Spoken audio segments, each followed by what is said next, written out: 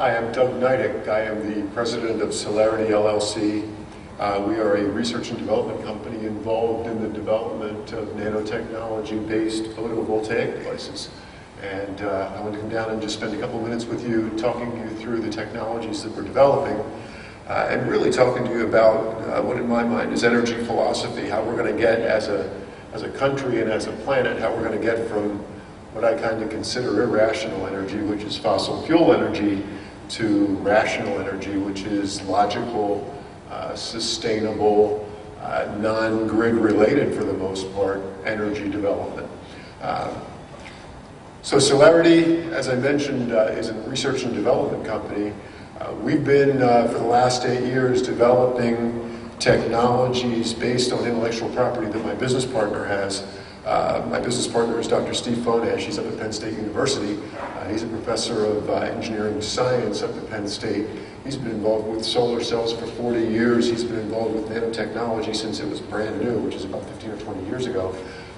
He's developed, or he had developed intellectual property around nanotechnology-based solar cells back 8 years ago when we got together.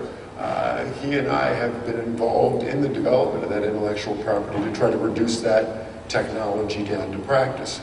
The upshot is that what we're trying to do is we're trying to develop really effective, true building integrated photovoltaics where you solar enable the building materials that you would use to build buildings. You solar enable the roof systems, and the shingles or the rubber roof material. You solar enable the building skin. You solar enable the glass on the building. You solar enable the parking lot awnings, if you will, or the parking lot covers, so that everything on and surrounding the buildings eventually will wind up being solar enabled materials. The goal being that you can get to net zero buildings or maybe even positive buildings, positive energy buildings that produce more energy than they consume over the course of a year. So that's what we've been trying to do. Solarity has developed very unique technologies around this, and we are just about to the point of demonstrating these technologies in actual testable samples at this point. Basically what we're trying to do is develop a solution that's a nanotechnology-based solution that solves the two principal problems of solar cells. One is that you want to collect light as effectively and as efficiently as possible, and when there's sunlight that's out there, you want to grab as much of it into the cell as you can to make use of that energy. And the second is, once you've grabbed the light, you want to turn as much of that into electricity as possible and not let it just, not let the positive and negative charges recombine and turn into heat instead of turning into electricity. So the technology that we've developed around this is called light and carrier collection management. It's basically technology that I'll show you in a second, which kind of superimposes both of those functions, if you will, to create a cell that traps as much light as possible and then that turns as much of that light into electricity as possible. Yeah, the data are, I don't know if you've heard this statistic or not, but the data are that every hour, the amount of energy that hits the planet is roughly about the same amount of energy as the planet uses in the course of a year. Every hour, the amount of energy that hits the planet is about the same amount of energy that the planet uses in a year. So there's about 11,000 times more energy that hits the planet than we use. So if we can figure out ways to use only a fraction of the sunlight that's hitting the planet, we can fix the energy mess, which is the climate change mess that we've almost driven off the edge of the cliff on. That's what we're trying to do. So this is a conventional solar cell design. This is a planar cell design. This is a non-nanotechnology cell design. This is the stuff that's production grade modules at this point.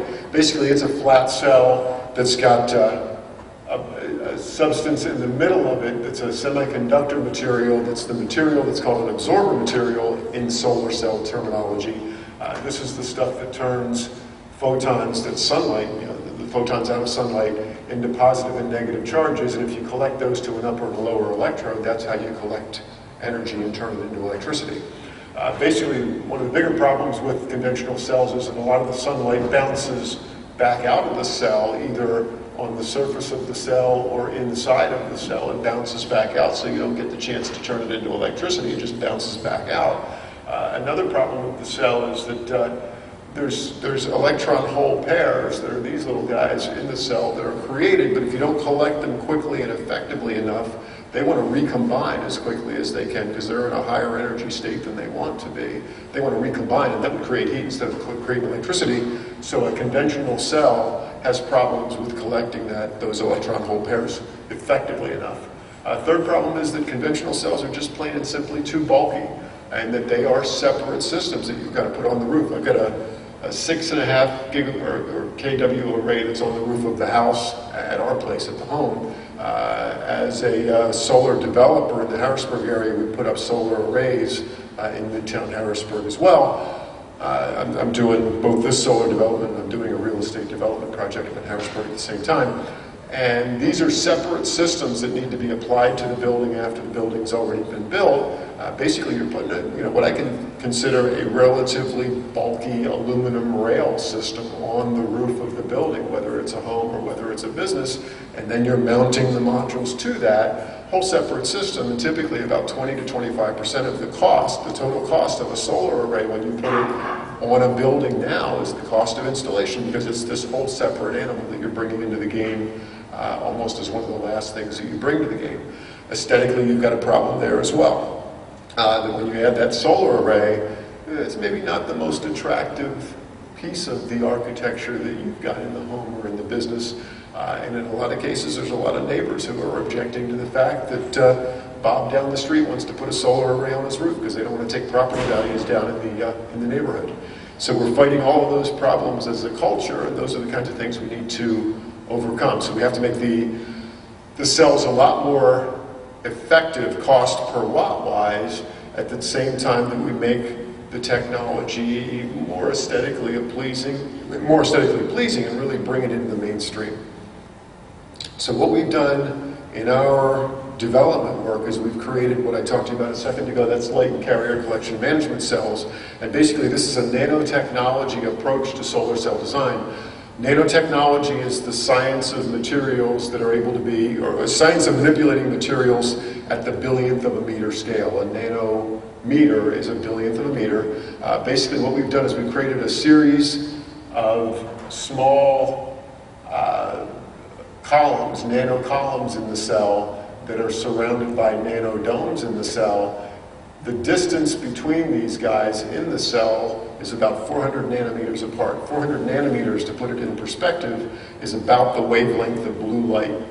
The wavelength of red light's about 700 nanometers. It's almost twice that long. Blue light's about 400 nanometers. So basically you're looking at really sub-microscopic features. The only way we can tell what we're doing after we've made cells is to use scanning electron microscope technology.